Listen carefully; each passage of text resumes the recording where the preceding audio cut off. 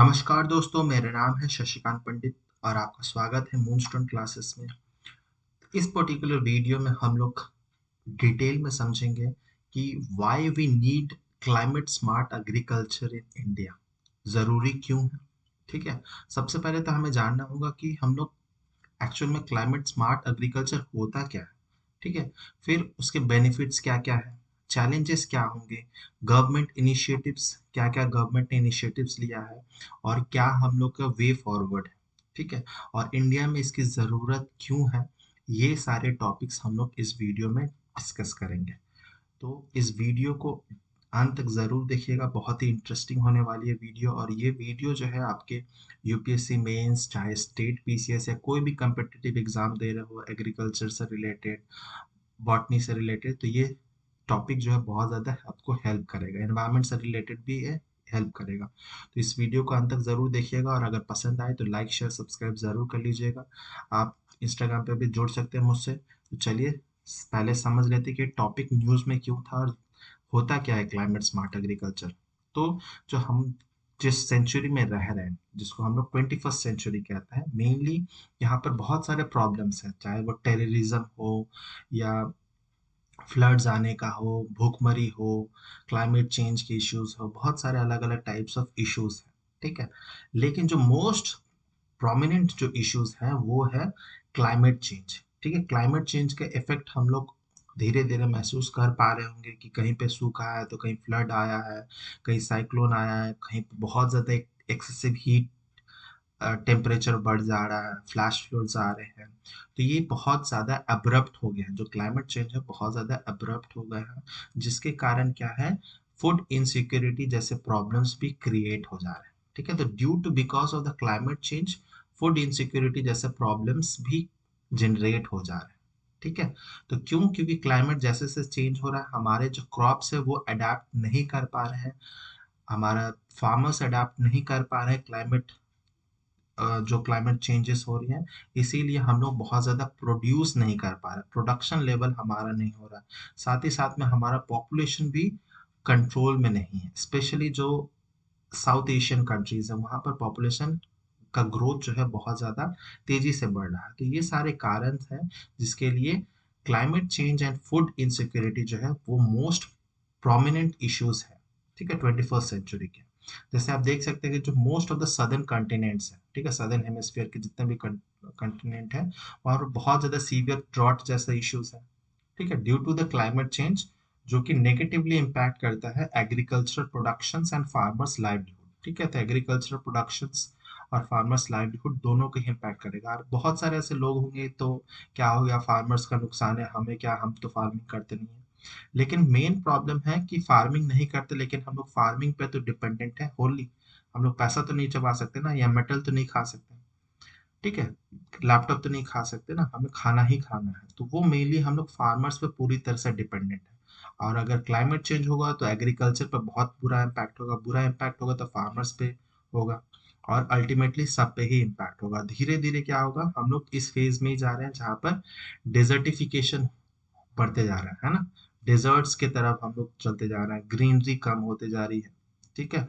और agriculture production कम होते जा रहा है। तो both population expansion and dietary changes are contributing on the increase in the demand for food। ठीक है। तो बहुत लोग ऐसे भी हैं जिनके पास बहुत ज़्यादा पैसा, तो बहुत ज़्यादा खाना खा लेते हैं, इनटेक कर लेते हैं। तो डाइटरी चेंजेस भी है, फास्ट फूड का चलन ज़्यादा हो गया है, पॉपुलेशन जिस तरह से एक्सपैंड हो रहा है, बहुत लोग ऑब्वियसली खाना ज़्यादा खा रहे हैं, अलग अलग वैरायटीज ऑफ खाना खा रहे हैं, डिमांड बढ़ रहा है। तो इसीलिए हमारा जो आउटपुट है बाय द फार्मर्स वो उतना ज़्यादा तेज़ी से नहीं बढ़ रहा, जिस तरह से लोगों के चॉइसेस है, कंज्यूमर्स के चॉइस जैसे बढ़ रहे हैं उस तरह से नहीं हो पा रहा है। तो as a result climate change, traditional farming जो प्रैक्टिसेस है, बेसिकली हम लोग ट्रेडिशनल फार्मिंग प्रैक्टिस अगर करेंगे, practices are becoming less productive. उससे क्या होगा, प्रोडक्शन तो हो रहा है लेकिन प्रोडक्शन को हम लोग मैच नहीं कर पाएंगे, जितनी डिमांड उसको हम लोग मैच नहीं कर पाएंगे। तो climate change is increasing the danger faced by the farmers, prompting them to reevaluate their practices. हमें फार्मर्स है उनको प्रोत्साहित करना पड़ेगा कि अब जो ट्रेडिशनल फार्मिंग प्रैक्टिसेस के साथ साथ में हमें हॉलिस्टिक स्ट्रेटेजी स्टार्ट करना होगा। ठीक है। जिसमें हम लोग क्लाइमेट को नज़र में रख के हम लोग ऐसे स्ट्रैटेजीज बनाएंगे जिसमें हमारा एडाप्टेशंस हो, मिटिगेशंस हो, प्रोडक्शन बढ़े, बहुत ज़्यादा फार्मर्स पे कॉस्ट भी ना पड़े, है ना? और लोगों को आसानी से अफोर्डेबल रेट पे खाना मिल सके। फूड सिक्योरिटी का मतलब ही यही होता है कि अच्छा खाना मिल सके और एक अफोर्डेबल रेट पे मिल सके। ठीक है? फूड सिक्योरिटी का मतलब यही है कि सबको सस्ते भाव पे मतलब अच्छा खाना मिल सके। ठीक है? वो पॉसिबल नहीं हो रहा है। ठीक है? And the need for a holistic strategy is driven by climate change duels challenge of adaptation and mitigation, क्योंकि हम लोग को मल्टी डायमेंशनल अप्रोच यूज करना पड़ेगा यहाँ पर। हर इंस्टीट्यूशंस के, हर जो भी अलग अलग फील्ड्स के एक्सपर्ट है उनको मिलकर इसमें काम करना पड़ेगा। ये ऐसा नहीं है कि सिर्फ फार्मर्स एग्रीकल्चरलिस्ट काम करना होगा, हर किसी को, स्टूडेंट हो, मीडिया हो, पॉलिटिशियंस हो, बिजनेसमैन हो, सबको इसमें मिलकर काम करना पड़ेगा, तब जाके ही हम लोग जो हमारी डिमांड है उसको फुलफिल कर पाएंगे। And the pressing need for agriculture production to rise by 60% by 2050 in order to fulfill the food demand। ठीक है? तो एग्रीकल्चर प्रोडक्शन जो है 2050 तक और ज़्यादा हमें लगभग राइज बाई 60% होगा। ठीक है? तो इसीलिए हमें अपने जो एग्रीकल्चरल प्रैक्टिसेस है उसको स्मार्ट बनाना पड़ेगा। ठीक है? स्मार्टफोन तो आ गया है लेकिन हम लोग खुद स्मार्ट नहीं हुए हैं। तो सबसे पहले हम लोग जान लेते हैं कि what is climate smart agriculture. ठीक है? तो climate smart agriculture is an approach that helps guide action to transform agri food system towards green and climate resilience practices. तो ऐसा टाइप ऑफ एग्रीकल्चर जो कि जो हमारे क्लाइमेट चेंज के मद्देनजर रखकर हम लोग एग्रीकल्चरल प्रैक्टिसेस कर रहे हैं। ठीक है? जो क्लाइमेट रेजिलिएंट प्रैक्टिसेस है बेसिकली, वैसे प्रैक्टिसेस को कहा जाता है क्लाइमेट स्मार्ट एग्रीकल्चर। और it supports the reaching internationally agreed goals, जैसे कि सस्टेनेबल डेवलपमेंट गोल्स हो गया या पेरिस एग्रीमेंट हो गया। रिसेंटली आपको पता ही होगा COP28 की मीटिंग हो रही है दुबई में, तो इसी बात पे बहुत ज़्यादा फोकस किया जा रहा है, क्लाइमेट स्मार्ट एग्रीकल्चर पे। ठीक है? एक मैं और एक वीडियो लाऊंगा स्पेशली COP28 से रिलेटेड, जितने भी बातें कही गई है जो है उसको हम लोग COP28 वाले एक वीडियो में लाऊंगा जल्दी। और climate smart agriculture mainly three main objectives है कि sustainably increasing agriculture productivity as well as incomes of the farmers. ठीक है? मेन ऑब्जेक्टिव तो यही है, एग्रीकल्चर प्रोडक्टिव बढ़ाना, इनकम्स बढ़े। साथ ही साथ में adapting and building resilience to climate change. ठीक है? क्लाइमेट चेंज को हम लोग अडाप्ट कर सके और रेजिलियंट इंफ्रास्ट्रक्चर क्रिएट कर सके ताकि फार्मर्स को फ्यूचर में प्रॉब्लम ना हो। और तीसरा जो है रिड्यूसिंग या फिर रिमूव कर देना। ठीक है? रिमूव करना उतना आसान नहीं होगा लेकिन हम लोग रिड्यूस आसान से बहुत मतलब कर किया जा सकता है, reducing of green house gas emission. ठीक है? पता ही होगा कि ग्रीन हाउस गैस जो है एग्रीकल्चरल फील्ड से बहुत ज़्यादा रिलीज आउट होता है। ठीक है? तो some examples of climate smart agriculture practices क्या क्या है, मेनली क्या होता है एग्रीकल्चर प्रैक्टिस में। सबसे पहला है एग्जांपल, जैसे देख सकते हैं कि cultivating climate resilient crop varieties. ठीक है? तो ऐसे क्रॉप वेराइटीज हम लोग ग्रो करें जो कि रेसिस्टेंट हो। ठीक है? टेम्परेचर रेसिस्टेंट हो, प्रेसिपिटेशन रेसिस्टेंट हो, कोई भी बीमारी, डिजीजेस, सैलिनिटी रेसिस्टेंस। ठीक है? which can help farmers cope with the adverse effects of climate change on crop production। जैसे कि ड्रॉट टॉलरेंट मेज। ठीक है? तो ड्रॉट टॉलरेंट मेज अगर हम लोग ऐसे सीड्स को मतलब डेवलप करेंगे, हाई यील्डिंग वैरायटी सीड्स को, HYV सीड्स को, वैसे क्रॉप्स को जो कि सीड्स जो ड्रॉट रेजिस्टेंट हो या फ्लड रेजिस्टेंट हो, सैलिनिटी रेजिस्ट कर सकते हैं। ठीक है? क्योंकि हमारा जो क्लाइमेट है वो धीरे धीरे हम लोग डिजर्टिफिकेशन की तरफ जा रहे हैं, तो वैसे सीड्स डेवलप करने में फायदा है जो कि कम पानी में भी ग्रो हो सकता है। ठीक है? स्पेशली जो सब सहारन रीजन है, अफ्रीकन रीजन, या भी इंडिया में भी बहुत सारे ऐसे पार्ट है जहाँ पर ड्रॉट टॉलरेंट मेज जो है बहुत अच्छे ग्रो कर रहे हैं। ठीक है? फिर दूसरा एग्जांपल्स देख लेते हैं कि कंजर्वेशन एग्रीकल्चर। ठीक है? कंजर्वेशन एग्रीकल्चर में मेनली तीन पहलू है कि जो सॉइल होता है, जो सॉइल बायोटा होता है उसको बहुत ज्यादा डिस्टर्ब ना किया जाए। ठीक है? साथ ही साथ में जो सॉइल का कवर है उसको परमानेंट सॉइल कवर किया जाए by the use of mulching. ठीक है? और जो तीसरा है वो है क्रॉप रोटेशन। और इंटरक्रॉपिंग जैसे प्रैक्टिसेस, इंटीग्रेटेड फार्मिंग प्रैक्टिसेस हम लोग कर सकते हैं, जिससे हम लोग कंजर्वेशन एग्रीकल्चर को प्रैक्टिस किया जा सकता है। ठीक है, जैसे कि नो टिल या रिड्यूस टीलेज कल्टीवेशन। क्या होता है, हम लोग खेतों को बहुत ज्यादा, जो सॉइल होता है उसको बहुत ज्यादा डिस्टर्ब कर देते हैं, उसको टील कर कर करके। ठीक है, तो नो टील किया जाए या बहुत जितना कम से कम किया जाए, ताकि जो माइक्रो ऑर्गेनिज्म है, सॉइल का जो फर्टिलिटी रेट हो मेंटेन हो सके। फिर employing crop residues, crop covers to keep the soil covered, जिसको मल्चिंग कहा जाता है। फिर rotating crops to enhance soil fertility and biodiversity.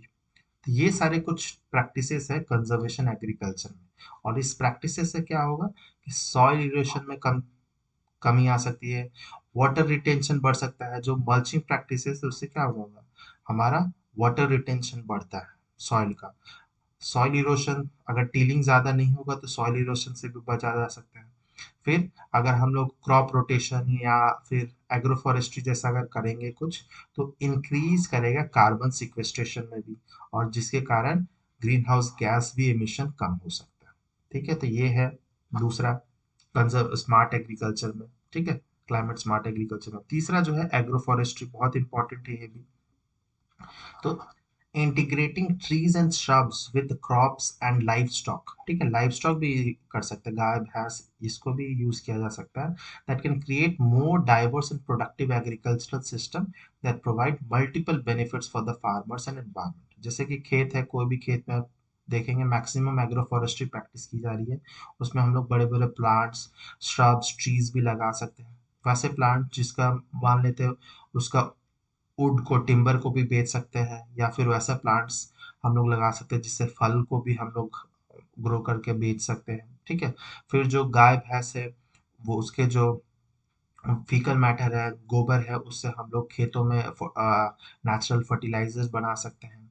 ठीक है, फिर जो पत्ते हैं वो गाय भैंस खा सकता है। तो ये बेसिकली एक इंटीग्रेटेड टाइप का फार्मिंग सिस्टम है एग्रोफॉरेस्ट्री। ठीक है, जिसमें not only just plant but animals are also included in that. ठीक है, agroforestry can enhance soil quality को एनहांस कर सकता है, कंजर्व वाटर। ठीक है, तो अगर ऐसा प्लांट्स को हम लोग लगाएंगे जो कि वाटर कंजर्व में किस तरह से, बहुत सारे ऐसे लंबे लंबे पेड़ क्या करेंगे, शेड प्रोवाइड करेंगे छोटे छोटे प्लांट्स को। ठीक है, तो इवापोरेशन रेट को कम किया जा सकता है। फिर फार्मर्स का जो इनकम है उसको बहुत ज्यादा डाइवर्सिफाई किया जा सकता है। ठीक है, वो टिम्बर बेच के भी कर सकता है। मान लेते हैं बड़े पेड़ों में वो आम का पेड़ लगा दिया, तो आम अगर हुआ तो वो आम को भी बेच सकता है। फिर लकड़ी के लिए, जलावन के लिए, फॉडर के लिए जो गाय भैंस है वो उस पत्ते को भी खा सकते हैं। और कार्बन का सिक्वेस्ट्रेशन भी हो सकता है। तो एक चीज से कितना कुछ हो सकता है एक ही फार्म से। ठीक है, तो वैसा प्रैक्टिसेस करना भी जरूरी है। चौथा जो है वो है प्रिसीजन इरिगेशन। ठीक है, तो प्रिसीजन इरिगेशन जो है, या फिर जिसको हम लोग मेनली ड्रिप इरिगेशन या माइक्रो इरिगेशन कहते हैं। स्प्रिंकलर इरिगेशन में भी बहुत ज्यादा पानी लग जाता है, लेकिन drip irrigation, micro irrigation techniques या फिर रेन वाटर को कलेक्ट करके उसका दोबारा से यूज करना, ये सब इफेक्टिव एग्जांपल्स हैं क्लाइमेट स्मार्ट एग्रीकल्चर के। ठीक है, जो कि मैक्सिमाइज कर सकता है वाटर यूज एफिशिएंसी और reduce the negative impacts on the environment. ठीक है, बहुत ज्यादा वाटर यूजेस नहीं होगा इस प्रोसेस से। और precision irrigation can also be combined with sensors, drone, satellite imagery to monitor the soil moisture and crop water needs in the real time. है ना, तो डिपेंड करेगा कि सॉइल को कितना ज्यादा पानी की जरूरत है। ठीक है, तो इसमें ड्रोन टेक्नोलॉजी, सेंसर, सॉइल का हेल्थ चेक किया जा सकता है। ठीक है, उससे हम रिमोट सेंसिंग वगैरह से हम लोग पता कर सकते हैं किसको कितना पानी चाहिए। और इसका सबसे बेस्ट एग्जांपल जो है, हम लोग सीखते हैं बेसिकली इजराइल जैसे कंट्री से सीखते हैं। ठीक है, इजराइल जो है वो एक डेजर्ट लगभग एरिया में, मिडिल ईस्ट में पड़ता है। बहुत छोटा सा देश है, लेकिन वहाँ की जो मिट्टी है वहाँ बहुत ज्यादा बंजर है। फिर भी वहाँ बहुत सारे ऐसे क्रॉप्स है जो आसानी से वो लोग ग्रो कर लेते हैं, उनका प्रोडक्शन बहुत ज्यादा अच्छा हो जाता है, और इवन वो बाहर की कंट्रीज को एक्सपोर्ट भी करते हैं। जबकि बाकी जो मिडिल ईस्टर्न कंट्रीज है वो क्या करते हैं, मेनली जो फ्रूट्स वेजिटेबल है वो इम्पोर्ट करवाते हैं दूसरे देशों से। लेकिन यहाँ पर क्या होता है, इसराइल जैसे कंट्री एग्रीकल्चर में, स्पेशली प्रिसीजन इरिगेशंस में बहुत ज़्यादा आगे है, और इंडिया बहुत ज़्यादा कोलैबोरेट भी करता है एग्रीकल्चरल फील्ड में, और सीखने की भी ज़रूरत है। नेक्स्ट जो है वेरिएबल रेट फर्टिलाइजेशन। ठीक है। तो applying the right amount of fertiliser at the right time and place can optimise crop yield. ठीक है, तो क्योंकि फार्मर्स को पता नहीं होता, वो फर्टिलाइजर बहुत ज़्यादा अमाउंट में डाल देते हैं या फिर बहुत कम अमाउंट में, या जो अप्रोप्रिएट टाइमिंग है वो मैच नहीं करता है। ठीक है, तो इसके कारण क्या होता है, ईल्ड में डिक्रीज होता है या पेस्ट इन्फेस्टेशन हो जाता है। ठीक है, फिर न्यूट्रिएंट का लॉस भी बहुत ज़्यादा हो जाता है, फिर उसके साथ साथ में पॉल्यूशन से रिलेटेड इश्यूज भी हो जाता है। तो अगर हमें पता रहेगा, ठीक है, कि फर्टिलाइजर कब डालना है, कितना टाइम डालना है, कहाँ पे कितना डालना है, तो हम लोग न्यूट्रिएंट लॉस को भी मिनिमाइज कर सकते हैं, साथ ही साथ ग्रीन हाउस गैसेस के भी इमिशन को रेट को डिक्रीज कर सकता है। तो variable rate of fertilisation can be achieved. ये कैसे अचीव होगा, तो सॉइल टेस्टिंग करके, है ना, सॉइल टेस्टिंग करके, रिमोट सेंसिंग। ठीक है, इसमें सैटेलाइट का बहुत ज़्यादा यूज होता है, जिससे इस मैपिंग बनाया गया है, अलग अलग कलर कोडिंग किया गया है, जहाँ पर पानी की कैसे रिक्वायरमेंट है, फर्टिलाइजर की क्या रिक्वायरमेंट है। ठीक है, and precision agriculture technologies to tailor fertiliser application to specific need of each crop and field. ठीक है, तो हर क्रॉप की अलग अलग डिमांड्स फील्ड मतलब होगी, तो उस अकॉर्डिंगली हम लोग, या फिर हर प्लांट की भी अलग अलग फर्टिलाइजर की नीड होती है। ठीक है, तो इसी को मेनली हम लोग वेरिएबल रेट ऑफ फर्टिलाइजेशन कहते हैं। वेरी इंपॉर्टेंट पॉइंट है ये प्रीलिम्स में भी आ सकता है, मेंस में तो ऑब्वियसली आने के चांसेस रहते ही हैं। नेक्स्ट जो है कि बेनिफिट्स क्या है, क्लाइमेट स्मार्ट एग्रीकल्चर के बेनिफिट्स क्या है, तो ऑब्वियसली सबसे पहला जो बेनिफिट होगा, इंक्रीज्ड एग्रीकल्चरल प्रोडक्टिविटी होगा। ठीक है, प्रोडक्टिविटी में इंक्रीजेस होगा, and the demand for agriculture product is increasing, thus there is a need for resource efficient farming and cope with climate variability. जैसे कि in India crop will decline owing to climate change between 2010 and 2039 could be as high as 9%। ये predict किया जा रहा है कि 2010 से 2039 के बीच में जो हमारा क्रॉप यील्ड जो है वो 9% डिक्लाइन कर सकता है, अगर हम लोग सही अप्रोच नहीं यूज करेंगे। ठीक है, one study from the north west Indo Gangetic plains, जो वेस्टर्न यूपी हरियाणा वाले रीजन है, for wheat production shows that the site specific no tillage is advantageous for fertilizer management and can boost yield। ठीक है, तो अगर tilling बहुत कम कर दिया जाए या ना के बराबर किया जाए, तो फर्टिलाइजर मैनेजमेंट में हो सकता है और प्रोडक्शन में बेनिफिट हो सकता है, सॉइल इरोशन कम हो सकता है, और जो एनसीआर वाले रीजन में पॉल्यूशन का जो प्रॉब्लम है उसको भी कम किया जा सकता है, ग्रीन हाउस गैसेस का एमिशन कम हो सकता है। Furthermore, importance of climate smart agriculture lies in the ability to increase agriculture output while maintaining ecological stability। तो एग्रीकल्चरल प्रोडक्टिविटी तो होगा ही, साथ ही साथ में इकोलॉजिकल जो इकोसिस्टम है उसमें भी स्टेबिलिटी बरकरार रहेगी। ठीक है, हम लोग क्या कर रहे हैं, मेनली प्रोडक्शन पे ज्यादा फोकस कर रहे हैं, लेकिन हमारा इकोलॉजिकल स्टेबिलिटी को मेंटेन करना भी, इकोलॉजिकल बैलेंस को मेंटेन करना जरूरी है। ठीक है, तो ये क्लाइमेट स्मार्ट एग्रीकल्चर के थ्रू ही होगा। सेकंड जो है वो ग्रीन हाउस गैस के एमिशन में रिडक्शन में कमी होगी। ठीक है, और एग्रीकल्चर सेक्टर को कहा जाता है कि कितना शेयर है ग्रीन हाउस गैस एमिशन में 2018 में, तो 17%। तो जस्ट एग्रीकल्चर सेक्टर से ही 17% of green house gas emit होते थे, जिसमें कार्बन डाइऑक्साइड है, मीथेन का कंसंट्रेशन बहुत ज्यादा है, क्योंकि मीथेन जो है पैडी फील्ड से बहुत ज्यादा रिलीज होता था। Therefore, CSA implementation is crucial for lowering the greenhouse gas emission and protecting the biodiversity। ठीक है, और अगर ग्रीन हाउस गैस का एमिशन कम हो जाएगा तो ऑब्वियसली बायोडाइवर्सिटी प्रोटेक्ट होगा। It aid in enhancing farmland carbon storage. ठीक है, और जो पेरिस एग्रीमेंट है, goal of limiting the global warming by reducing the greenhouse emission, वो भी हम लोग आसानी से अचीव कर सकते हैं। Agro forestry and carbon sequestration जो एग्जांपल्स मैंने बताया, वो भी हेल्प कर सकते हैं इंडियन को, मतलब कोई भी कंट्री को मेनली, लेकिन हम लोग इंडियन कंटेक्स्ट में कर रहे हैं, तो इंटरनेशनल ऑब्लिगेशंस को मीट करने के लिए और कंट्रीब्यूट करने के लिए global fight against the climate change. ठीक है, तो सेकंड बेनिफिट ये है। थर्ड बेनिफिट क्या है, तो support for small and marginal farmers, क्योंकि इंडिया में 80% से भी ज्यादा जो फार्मर्स है वो basically small and marginal farmers है। ठीक है, जो लार्ज फार्मर्स है, पैसे वाले हैं, उनको तो ज़्यादा दिक्कत नहीं होगा, लेकिन जो स्मॉल मार्जिनल फार्मर्स हैं उनको बेनिफिट बहुत ज़्यादा मिल सकता है, और उनका रोल भी है बहुत इम्पोर्टेंट। ठीक है, उनका रोल बहुत ज़्यादा इंपॉर्टेंट है।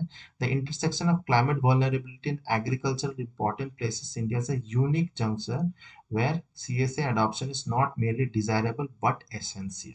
ठीक है, तो स्मॉल एंड मार्जिनल फार्मर्स को इन्वॉल्व करना ही पड़ेगा, क्योंकि मेजोरिटीज तो यही, इनको भी प्रॉफिट हो सकती है क्लाइमेट स्मार्ट एग्रीकल्चरल प्रैक्टिसेस अगर करेंगे। और बहुत जगह आप इंटरनेट पर देख भी पा रहे होंगे कि बहुत ज़्यादा बेनिफिट हो भी रहे हैं। चौथा बेनिफिट जो है वो बायोडाइवर्सिटी कंजर्वेशन है। ठीक है, तो बायोडाइवर्सिटी को कंजर्व करने में बहुत ज़्यादा हेल्प मिल सकता है, जैसे कि this collaborative efforts helps to safeguard the native plant species, keeps pollinator population stable and mitigates the effect of habitat degradation। ठीक है, तो सीएसए प्रैक्टिस के थ्रू क्या हो सकता है, जो हमारे नेटिव इंडिजिनस प्लांट स्पीसीज है वो सेफ, मतलब सेफ रहेंगे, इन्वेसिव स्पीसीज कम हो सकेंगे, पॉलिनेटर पॉपुलेशन भी स्टेबल रहेगा, क्योंकि पॉलिनेशन बहुत इंपॉर्टेंट है एग्रीकल्चर में। ठीक है, और हैबिटेट डिग्रेडेशन, जो हम लोग धीरे धीरे डेजर्टिफिकेशन की तरफ जा रहे हैं, डेजर्ट की तरफ बढ़ रहे हैं, वो बायोडाइवर्सिटी कंजर्वेशन में, मतलब वो सीएसए के थ्रू हम हेल्प कर सकते हैं उसको रिड्यूस करने में। ठीक है, जैसे हम लोग पानी का यूजेस कम करेंगे, ठीक है, तो पानी का जो ग्राउंड वाटर लेवल वो भी रिचार्ज हो जाएगा। ठीक है, तो इस तरह से बायोडाइवर्सिटी पे अच्छा इम्पैक्ट होगा। फिर पांचवा जो है reduced impact for climate change, क्योंकि सब कुछ पॉजिटिव है तो ऑलरेडी क्या होगा, क्लाइमेट चेंज पे भी रिड्यूस इम्पैक्ट हो जाएगा। क्योंकि सीएसए क्या कर रहा था, तो basically crop diversification, water efficiency पे, integrates drought resistant crop types, है ना, इन सब पे फोकस है। तो जो क्लाइमेट चेंज का इम्पैक्ट है वो भी धीरे धीरे रिड्यूस हो जाएगा। ठीक है, लेकिन अब ये तो हो गया बेनिफिट्स, लेकिन चैलेंजेस क्या है mainly, what are the challenges before climate smart agriculture in India. सबसे बड़ा जो चैलेंज है टिपिकली इंडिया में वो है lack of awareness and knowledge. ठीक है, नॉलेज तो होगा लेकिन एक्यूरेट नॉलेज, सही जानकारी वो फार्मर्स को मेनली देना जरूरी है। ठीक है, तो वो देना जरूरी है, साथ ही साथ में फार्मर्स को एजुकेट करना भी जरूरी है, क्योंकि बहुत सारे फार्मर्स आज भी ट्रेडिशनल प्रैक्टिसेस यूज करें जो कि खराब नहीं है, लेकिन उनको अपग्रेड करना जरूरी है। ठीक है, तो कॉमन चैलेंज जो है, फार्मर एंड एक्सटेंशन वर्कर्स में not aware of the benefits क्या है सीएसए के, और how to implement this practices. जो ड्रिप इरिगेशन टेक्नोलॉजी से सेंसर किस तरह से यूज करना है, ड्रोन्स का किस तरह से यूज होता है, वो सब टेक्नोलॉजीज जो है वो, जो नॉर्मली फार्मर्स है, स्मॉल मार्जिनल फार्मर्स, वो अवेयर ही नहीं है उनके बारे में। ठीक है, सेकंड जो चैलेंजेस है कि limited access to finance, insurance and market. ठीक है, तो बहुत अभी तो भी डेवलपमेंट हुई है, लेकिन जैसे नाबार्ड एक बैंक है, बहुत सारे ऐसे रीजनल रूरल बैंक्स होते हैं जो कि हेल्प करते हैं, लेकिन और भी इसमें लिमिटेड एक्सेस हो चुका है। ठीक है, फाइनेंसिंग जो है for the farmers to invest in the new technologies practices is associated, और लैक ऑफ अगर फाइनेंस इंश्योरेंस होगा तो ये सीएसए को हम लोग आसानी से नहीं कर मतलब अडॉप्ट कर सकेंगे। तीसरा जो है इनएडिक्वेट इंफ्रास्ट्रक्चर एंड इंस्टीट्यूशनल सपोर्ट। ठीक है, तो इनएडिक्वेट इंफ्रास्ट्रक्चर है, उस तरह से इंफ्रास्ट्रक्चर है लेकिन सारे फार्मर्स को हेल्प मिल सके, सपोर्ट मिल सके, वैसा इंफ्रास्ट्रक्चर अभी तक वैसा डेवलप नहीं हो पाया है इंडिया में। ठीक है, तो this include irrigation system, storage facilities, बहुत सारे अनाज तो स्टोरेज प्रॉपर ना होने का कारण ही वेस्ट हो जाता है, प्रॉपर इरिगेशन सिस्टम नहीं होता है, तो वो सारे फार्मर जो है वो रेन पे डिपेंडेंट हो जाते हैं, ऑर्गेनाइजेशंस नहीं है जिसके साथ वो असिस्ट बात कर सके, उनको गाइडेंस मिल सके। ठीक है, चौथा जो है वो हाई कॉस्ट एंड रिस्क, जो सीएसए के टेक्नोलॉजीज है, ड्रिप इरिगेशंस, स्प्रिंकलर इरिगेशंस या फिर ड्रोन्स का यूज करना, वो सब एग्रो फॉरेस्ट्री, उन सब में थोड़ा बहुत कॉस्ट तो है, हाई कॉस्ट है, रिस्क भी हो सकता है, क्योंकि मशीन्स का यूज कर रहा हूँ तो लिटिल बिट ऑफ रिस्क तो होगा ही। ठीक है, initial cost associated with adopting new technologies practices जो है कि एक मेन बैरियर बन गया फार्मर्स के लिए। अब वो अगर कोई फाइनेंस देता है, कोई इंश्योरेंस देगा, ठीक है, और इंस्टीट्यूशनल सपोर्ट होगा तो ऑब्वियसली ये उनको एनकरेज होगा ये सब सीएसए के टेक्नोलॉजीज को अडॉप्ट करने के लिए, लेकिन ऐसा हो नहीं रहा फिलहाल। फिर पांचवा जो है पॉलिसी एंड रेगुलेटरी बैरियर्स। ठीक है, हमारा जो रेड टेपिज्म है हमारे कंट्री में, ठीक है, पॉलिसीज जो है, पॉलिसीज बन तो जाते हैं लेकिन वो इम्प्लीमेंट सही तरह से नहीं होते, इन्फोर्स नहीं होते हैं, उसमें भी करप्शन हो जाता है, तो उस पे भी गौर करने की बहुत ज़्यादा ज़रूरत है। Regulatory barriers might also slow down the scaling of the CSA practices. ठीक है, तो ये मेनली मेजर 5 चैलेंजेस हैं। फिर क्या मेजर्स हमें लेने चाहिए कि ये हम लोग बेटरली अडॉप्ट कर सके क्लाइमेट स्मार्ट एग्रीकल्चर को। तो सबसे पहला वही है, जो चैलेंजेस है उसी को हम लोग को डील करना है ना। तो सबसे पहला वही है, कैपेसिटी बिल्डिंग अवेयरनेस लाने के लिए training, demonstration to the farmers, to farmer exchange, mass media. Media इसमें बहुत इंपॉर्टेंट रोल प्ले कर सकते हैं। जो पढ़े लिखे लोग हैं वो फार्मर्स को और ज़्यादा अवेयरनेस ला सकते हैं। ठीक है, तो इसमें स्टूडेंट हो, टीचर्स हो, कोई भी एक्सपर्ट थोड़ी बहुत जानकारी रहता है वो फार्मर्स के बीच में अवेयरनेस ला सकता है, या एटलीस्ट फार्मर्स को थोड़ा बहुत पढ़ा ही सकता है, डिजिटली लिटरेट बना सकता है। ठीक है, तो उस तरह से हम लोग अवेयरनेस ला सकते हैं और धीरे धीरे फार्मर्स जो है वो इस टेक्नोलॉजीज को भी अडॉप्ट करेंगे। ठीक है, second step, financial and technical support चाहिए ही चाहिए। ठीक है, तो सीएसए टेक्नोलॉजीज को अडॉप्ट करने के लिए इनोवेशंस को हमें सब्सिडीज देने होंगे, credit, insurance, market linking, digital platform. अगर प्रोडक्शन हो भी जा रहा है तो उसको एक्सपोर्ट इंपोर्ट किया जा सके, वो सब भी मार्केट लिंकेजेस होंगे तभी ना फार्मर्स के लिए हेल्पफुल रहेगा, नहीं तो अगेन वो डिपेंडेंट हो जाएगा किसी पे। तीसरा जो मेजर हम लोग ले सकते हैं, पॉलिसी एंड इंस्टीट्यूशनल स्ट्रेंथनिंग। सबसे इंपॉर्टेंट जो है पॉलिटिशियन जितने भी है वो वही इसको अच्छा कर सकते हैं। Strengthening the policy and institutional framework for promoting and scaling the CSA, such as integrating the CSA into national and state action plan और क्लाइमेट चेंज, जो हमारे क्लाइमेट चेंज को जो हम लोग प्लान्स बनाते हैं उसको इंटीग्रेट किया जा सके, creating a dedicated CSA fund बनाया जा सके and establishing a CSA coordination committee. ठीक है, तो ये सब कुछ करना पड़ेगा at level of government level, और स्टेट और सेंट्रल को मिलकर काम करना पड़ेगा। फिर चौथा है encouraging the marginalized group to participate। ठीक है, मार्जिनलाइज्ड ग्रुप कौन से हैं मेनली, तो विमेन्स एंड मार्जिनलाइज्ड ग्रुप्स, जो पिछड़ा वर्ग है। ठीक है, उन सबको मिलकर काम करना पड़ेगा। ठीक है, not only the marginalised group, सबको मिलकर काम करना पड़ेगा। विमेन का पार्टिसिपेशन बहुत ज़्यादा ज़रूरी है इन सब में। CSA planning and implementation such is ensuring the representation in the CSA committees, providing them with equal access to resources.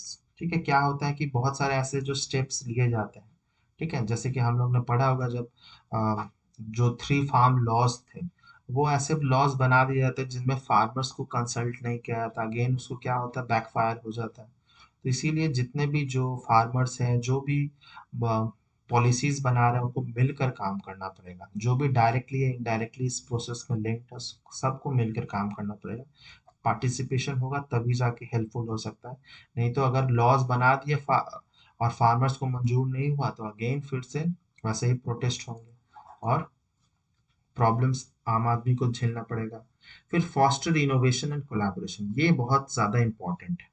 ठीक है, इनोवेशन एंड कोलैबोरेशन, जो भी कंट्री या जो भी इंस्टीट्यूशन इसमें बहुत ज़्यादा आगे है उनके साथ कोलैबोरेट किया जाए, टेक्नोलॉजी शेयर किया जाए। ठीक है, और बिजनेसमैन हो, एक्सपर्ट्स हो, एग्रीकल्चरली साइंटिस्ट मिलकर काम करेंगे, रिसर्च एंड डेवलपमेंट पे काम किया जाए, पब्लिक प्राइवेट पार्टनरशिप हो। ठीक है, तब जाकर ही हम लोग ये सब अचीव कर सकते हैं। ठीक है, तो ये सारे थे क्या क्या हम लोग कर सकते हैं। फिर इनिशिएटिव अब तक क्या लिए गए हैं, जैसे कि इंडिया में स्पेशली क्या क्या इनिशिएटिव अभी तक लिए गए हैं, तो नेशनल अडेप्टेशन फंड बनाया गया क्लाइमेट चेंज के लिए, national innovation on climate resilient agriculture पे भी प्राइम मिनिस्टर और प्रेजेंट जो गवर्नमेंट है बहुत फोकस करती है। सॉइल हेल्थ मिशन ये चलते आ रहा है, हेल्थ कार्ड बनाए जा रही हैं, प्रधानमंत्री कृषि सिंचाई योजना, फिर परंपरागत कृषि विकास योजना, बायोटेक किसान, ठीक है, पीएम किसान, ये सब बहुत सारे स्कीम है, क्लाइमेट स्मार्ट विलेज, ये कुछ ऐसे एग्जांपल्स हैं जो कि गवर्नमेंट इनिशिएटिव है, जो कि मेनली फोकस तो इसी पे ही कर रहे हैं, क्लाइमेट स्मार्ट एग्रीकल्चर पे। फिर वर्ल्ड वाइड देखा जाए तो वैसे बहुत सारे ग्रुप्स हैं, वर्ल्ड बैंक है, आईएमएफ है, डब्ल्यूटीओ है, ये सब क्या करते हैं, लोन्स प्रोवाइड करते हैं, ग्रांट्स, टेक्निकल असिस्टेंट प्रोवाइड करते हैं to support CSA projects and programmes in developing countries. Specially developing countries में ये करना ज़रूरी है, क्योंकि जो डेवलप्ड कंट्रीज उनके पास पैसा, टेक्नोलॉजी, इनोवेशन सब कुछ है, वो कर सकते हैं आसानी से, लेकिन डेवलपिंग कंट्रीज या जो बहुत पोorly डेवलप्ड उनमें करना ज़रूरी है। फिर है global alliance for climate smart agriculture, which is a voluntary platform है that brings together government, civil society, farmers, research institutions, private sector to facilitate knowledge sharing, policy dialogue and investment in CSA। जो मैं कह रहा था ये बहुत important है, और इसमें इसके अगर ये फार्मर्स को नहीं पता होगा या जो मीडिया है इसको अगर प्रमोट नहीं करेगा तो फार्मर्स को पता ही नहीं चलेगा, जो पॉलिसी मेकर्स हैं उनको पता ही नहीं चलेगा। ठीक है, तो ऐसे जो अलायंस है वो इंडिया में भी बनने चाहिए, with in India, with in state, with in villages में भी होंगे, और सब कुछ अगर कोऑर्डिनेटेड वे में होगा तो हम लोग सीएसए जैसे जो क्लाइमेट स्मार्ट एग्रीकल्चर है वो अचीव कर सकते हैं। ठीक है, अब हम लोग इस वीडियो को कंक्लूड करेंगे। तो क्लाइमेट स्मार्ट एग्रीकल्चर जो है बहुत इंपॉर्टेंट एक रोल प्ले करेगा। हमारा जो क्लाइमेट चेंज का जो इशू है, जो हमारा इन फूड इनसिक्योरिटी का प्रॉब्लम है, वो हम लोग उसको डील कर सकते हैं। ठीक है, तो क्लाइमेट स्मार्ट एग्रीकल्चर में पोटेंशियल है to assure the food security. फिर फार्मर्स को एम्पावर किया जा सकता है, उनके पास उनकी इनकम को बढ़ाया जा सकता है। ठीक है, फिर साथ ही साथ में जो हमारे इकोलॉजिकल बैलेंस है, इकोसिस्टम है, ठीक है, ऑफ बाय मर्जिंग, साथ ही साथ जो इकोलॉजिकल सिस्टम है उसको भी प्रिजर्व किया जा सकता है, बायोडाइवर्सिटी कंजर्व होगा by innovations, resilience, and sustainability. ठीक है, in the face of changing climate, the path of CSA stand out as the source of inspiration and transformation for a world working to ensure a sustainable future। और sustainable future ऐसे ही आ सकता है जिसमें हम लोग जो न्यू टेक्नोलॉजीज है और जो हमारे ट्रेडिशनल टेक्नोलॉजीज है उन दोनों को मिलाकर अगर हम लोग बैलेंस करके चलेंगे, ठीक है, साथ ही साथ में जो हमारे नीड्स है, डिमांड्स है, उसको भी कम करना ज़रूरी है। ऐसा नहीं है ना कि हम लोग प्रोडक्शन प्रोडक्शन करते रहें, डिमांड्स को भी हम लोग को कंट्रोल करना ज़रूरी है। तो हम लोग क्लाइमेट स्मार्ट एग्रीकल्चर जो है वो अचीव कर सकते हैं। ठीक है, तो उम्मीद करता हूँ आपको इस वीडियो से सब कुछ क्रिस्टल क्लियर हो गया होगा। अगर वीडियो अच्छा लगा तो लाइक ज़रूर कीजिएगा, कमेंट करके बताइए कैसा लगा वीडियो, शेयर ज़रूर कीजिएगा अपने दोस्तों के साथ, एंड सब्सक्राइब नहीं किया तो सब्सक्राइब कर लीजिए। आप इंस्टाग्राम पे भी जुड़ सकते हैं मुझसे। मिलते हैं नेक्स्ट वीडियो में, टिल देन बाय बाय, जय हिंद।